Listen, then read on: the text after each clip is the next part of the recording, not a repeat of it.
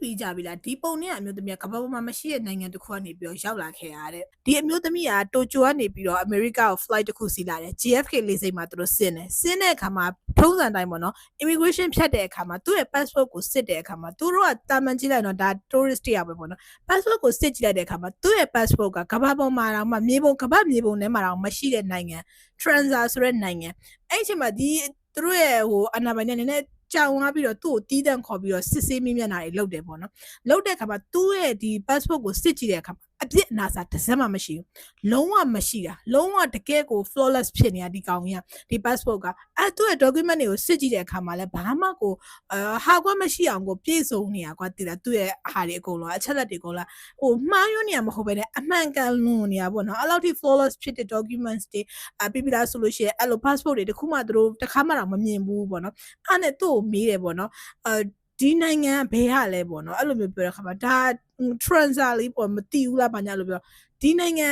ငါတို့တစ်ခါမှမကြားဘူးပေါ့သူ့ကိုပြန်ပြောတယ်ပေါ့နော်ငါတို့ဒီနိုင်ငံကိုတစ်ခါမှငါတို့မကြားဘူးအဲ့ဒါမရှိဘူးလေဆိုပြီးတော့သူတို့ပြန်ပြောကြတယ်ဒီဘက်ကနေပြောတဲ့အခါမှာဒီမျိုးသမီးကလည်းတွေ့ဝေသွားတယ်တွေ့ဝေသွားပြီးမေးတယ်ပေါ့နော်ဒါအခုဘယ်ရောက်နေရလဲလို့မေးတယ်မေးတော့အမေရိကလေလို့ပြောလိုက်တဲ့အခါမှာအမေရိကဆိုတော့သူ့ကိုယ်သူတိုးတိုးလေးညီးလိုက်တယ်ပေါ့နော်ပြောလဲပြော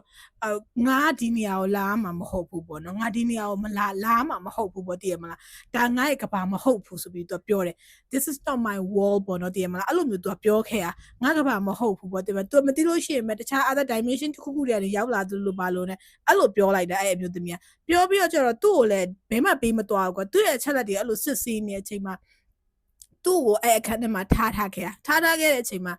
တဖြည်းဖြည်းနဲ့အဲ့ဒီအမျိုးသမီးကပျောက်ကွယ်သွားတယ်တဲ့သိလားပျောက်ကွယ်သွားတာဒီလိုရုပ်ရှင်တွေထဲမှာဒီလို flick ဖြစ်ပြီးတော့ဒီမလားလှိုင်းနေထပြီးတော့ရုပ်ရှင်ကြည့်နေတဲ့ခါကျရင်အရင်တော့ old TV တွေမှာဆိုလို့ရှိရင်ပါတယ်လှိုင်းနေထပြီးဖတ်ဆိုပျောက်သွားလေအဲ့လိုပုံစံမျိုးနဲ့သူပျောက်သွားတာကို CCTV ကနေပြီးမြင်လိုက်ရတယ်ဒါပေမဲ့ဒါကအစ်စ်လားအတုလားဆိုတော့မသိဘူးဒါပေမဲ့တော်တော်လေး viral ဖြစ်ပြီးတော့တော်တော်များပြောနေကြရပေါ့နော်